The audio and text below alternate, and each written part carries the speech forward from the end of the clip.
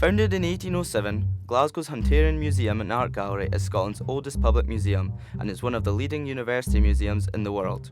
The Hunterian is home to some of the world's largest collections of work from artists such as James McNeill Whistler and Charles Rennie Mackintosh, as well as extensive collections of natural and medical science. Basically, I manage the collection, so although I'm called a curator, collections management is quite a strong element of that, whereas curating covers a lot of different other kinds of tasks as well, like research. The job has many parts. One of the principal ones is to look after the collection, the study collections behind the scenes, and all museums have a great deal of specimens behind the scenes. What you see in the display areas is only a fraction of what we actually hold. My job's called Head of Collections Management, and that covers a huge load of things. Basically it's about looking after the collection we have at the Hunterian, about making sure we know where things are and we can get them out for researchers and visitors. I think when I was very young, I was really interested in museums, so I began to think, well, perhaps what would be like working in one? It was really sort of finally understanding the power of objects to communicate information. I think that was the kind of switch for me that made me want to work in museums. My entire career has been based actually working in museums, different kinds of museums up and down the United Kingdom. We have a lovely selection of interesting animals here. Well, some of the things that I would sort of point out to visitors, if you like, are just hanging above my head, perhaps not in the camera shot, is a replica of a giant squid. Now, it's about 9 metres long and it's bright pink. You can't really miss it when you come into the museum. Possibly of all the museums I have worked in, it's got the best insect collection. And that is in terms of quality and quantity, so two different measures of things.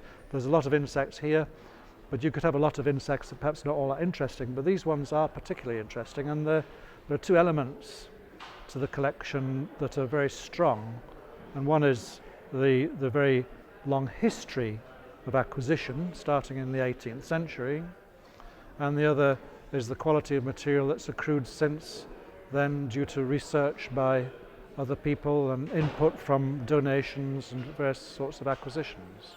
A lot of the collections are used in teaching programs, so we'll get things out and they'll be taken to various departments and looked at by the students or used in lectures. Other students come in and carry out research on the collection, either for their own personal study for their dissertation and theses, or as part of an engagement program, so skills development. Other students, postgraduate students, are engaged through what's called the Hunterian Associates program, and there it's about tying in their research to the collections and presenting the results to the public. We acquire our collections by a number of different means. This is standard for most collections. They can be given to us, they could be sold, they could be put on offer, we could buy them, or we can go out and actually acquire the collections ourselves, that is by field work. Now, all of these aspects apply to entomology, but it's very rare these days to have collections offered to you for sale. It kind of doesn't happen very much. We're publicly funded. The collections, although they're owned by the university is a public body. So while our main audience are students and the university, any member of the public is able to come and use and look at the collections. So the main way they do that is through the permanent and temporary exhibitions. We would like to encourage more people to come to this museum, including general members of the public. Our audience is probably in the majority internal to the university, that is, it's students of this department or other students from other parts of the university. Yeah, we can always get more visitors, but a lot of it depends on the funding and the money we have to develop the displays. We need to have exciting and interesting displays to attract people.